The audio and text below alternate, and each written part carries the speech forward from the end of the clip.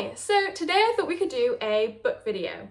So I've recently just been on like a 2-week holiday, so I had a lot of time to read. I read 4 books in that time. I basically just had a book in my hand the entire time we were there. Even if I wasn't reading it, I would just be like holding it, like just taking it on a walk, because I read some good books this holiday. So I just wanted to show you guys. So the first book I read was Happy Place by Emily Henry. I'd probably give it a 4.5 stars. I loved this. I kind of knew I would love it, if that makes sense. So I love Emily Henry. I love all of her books. Every time I read them, they're the type of books that you think about for like days afterwards. And I love that. So I kind of actually saved this one. I know it came out a while ago, but I saved it because when I know I'm gonna like love a book, I try to like save it for a time that I can sit and like read it for like hours. So I saved it for holiday and I'm so glad that I did. This did not disappoint. Literally loved it. Basically it's about, I'll read you the, no, it's fine actually, I'll just tell you. So it follows this like group of friends. They've been friends for like 10 like odd years, like maybe even longer. They are like, it's kind of like found family type thing. And they started off just friends and they are like now all quite like coupled up, but it follows the couple, like the original couple that went from being friends to like friends to lovers type thing. And everybody thinks that they're like this perfect couple. They're like, oh, I base my relationship off of yours, like you two are so amazing together, like all of that sort of thing. But they actually broke up like 6 months before this book is set. So basically they all come together every summer to this beach house, and they go for a week, and they decided that they're not going to tell their friends they've broken up. They're just going to fake it because they didn't want to deal with all the questions. Like they didn't want to deal with like the reality of breaking up, because they'd actually like been engaged for a while as well. So everyone was expecting like a wedding. But yeah, so they fake it and it's so like, oh, it's just so good. I love fake dating trope. But it's also kind of like if you know Emily Henry, you know that she writes such good characters. So you kind of like you like feel like you know these characters. So when they're like, they kind of like try to like torture each other because they're like hate each other because of the reason they broke up, which you don't actually hear about the breakup until like the end of the book.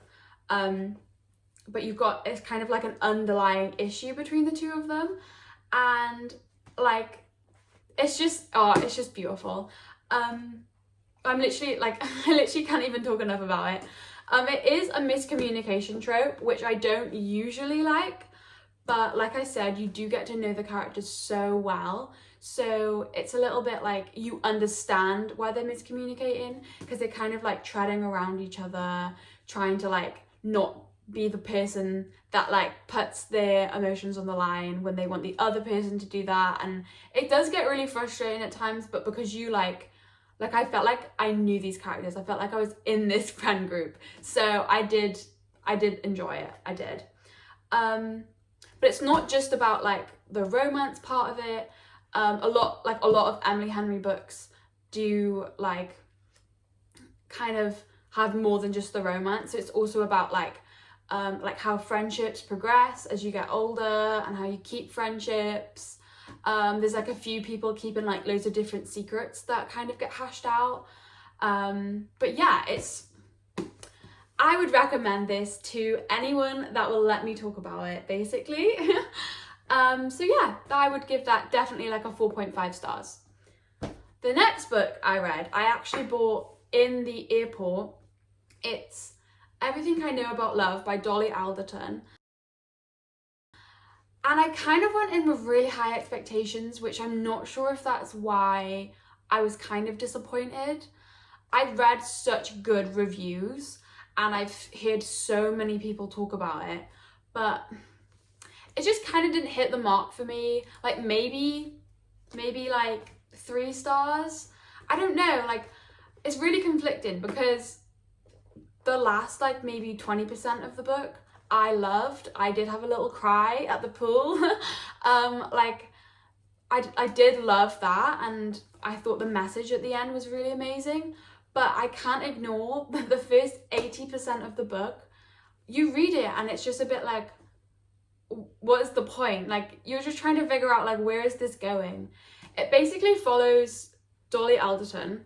It's like an autobiography thing from when she's like maybe 10 or 11, like through her adult years and the different relationships she's had, and like how different things have impacted her different relationships, and why that's quite interesting. But I just kind of find myself being like, I don't care about the date you went on when you were 11. Like, what's the point? Like, there was no point. And I did find a lot of it was like filler chapters. There are some chapters that are just like, let me see if I can find one to show you, like a recipe, and I didn't like that. I felt like that was, yeah, there you go, a recipe for a sandwich, and it's just a recipe for a sandwich, there's nothing else to it, and that's a 2-page. Like, and there's a few things like that in there that I was just a bit like, I don't know, it just didn't really hit the mark for me it felt like it was trying to be like this amazing book that's going to give you, like, make you change your mindset and change the way this and that, and I just felt a bit like, I don't know. But like I said, I mean, the last part is really like heartwarming, but up until then, like, if you're a slow reader, I wouldn't recommend, because you'll probably find yourself putting it down and not picking it back up because it takes so long to get through. Quite a fast reader, and because I had time to like read, like I had like a few hours to like get through it, it was fine. But if this was a book that I had to read like in my break at work, I probably wouldn't find myself reaching for it, just because it is quite slow to get to the point. But yeah, I was kind of disappointed, and I wanted to love it so bad. I really, really wanted to, but yeah, it just didn't work out. We just didn't work out. Right, so the next book is One True Love by Taylor Jenkins-Reid. Harry actually got this for me for my birthday, and thank you, Harry, because this, I literally love this. I came home and I recommended it to all my friends. I shoved it in my sister's face and I was like, you need to read this. I loved it. It was so good. The storyline, if you know Taylor Jenkins-Reid, she's like quite a popular author. She has such like unique storylines. She did Malibu Rising, Daisy Jones and the Seven Husbands. Like, she has quite like her own style, and I literally, hold on, let me actually get into the book. So basically, it's about this, follows like the main character Emma, and she has this high school sweetheart Jessie, and they get together when they're 17 and they travel the world together. They have like these jobs that help them travel the world, and they're engaged, they get married, everything is so perfect.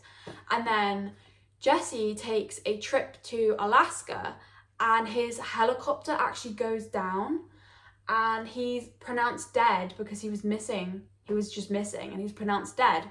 So it follows Emma having to like kind of get over that grief, and she actually ends up getting another boyfriend. His name is Sam, and she's also known him since she was like quite like in her teens, and they actually get engaged. And as they're planning their wedding, she gets a text from Jessie who's saying, I'm coming home. I've been rescued, I'm coming home. And she's like, what? So she has to deal with her new fiance and her like pronounced dead ex-husband. It's, oh my god, it's a wild ride, honestly. It's so good. I did cry for this one too. I'm a bit of a crier. I was quite embarrassing actually. I cried on the bus on the way to the airport, like for the last bit.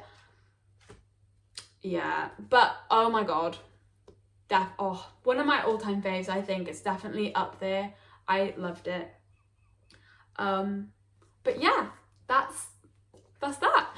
Okay, so the next book I read was actually on my Kindle because I ran out of space in my luggage, so I found my Kindle.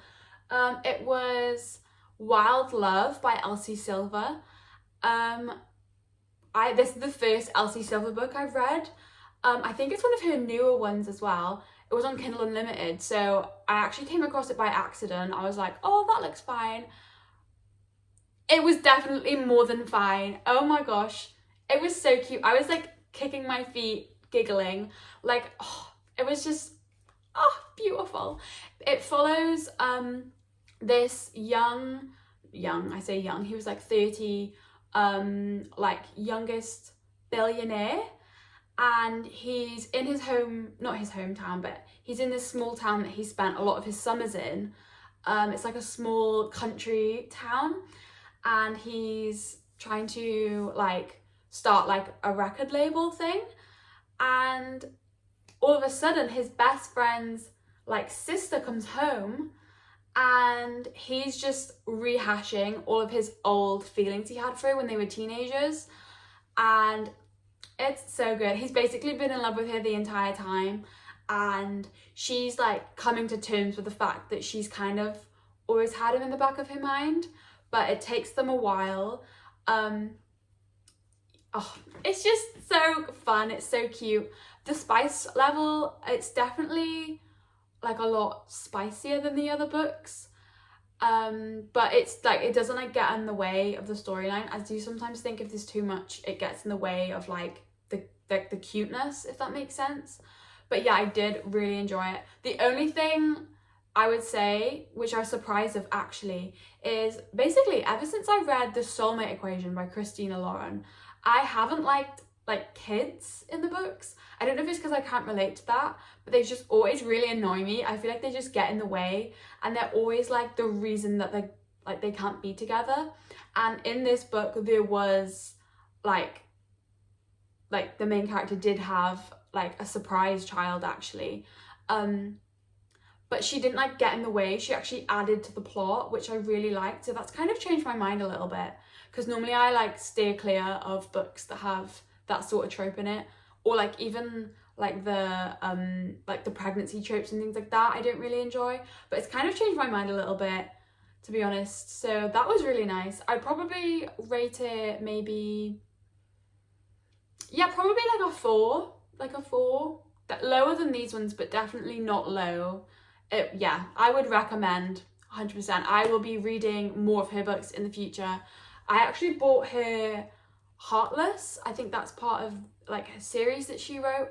I bought that in the airport on the way home, so I think that might actually be my next read. So stay tuned for that. So yes, that's all the books I read. I hope you enjoyed the video. I know I ramble a lot. I get quite passionate when it comes to books, but I am hoping to do a few more book videos in the future, just because I enjoy talking about books, to be honest. But yeah, have a lovely day.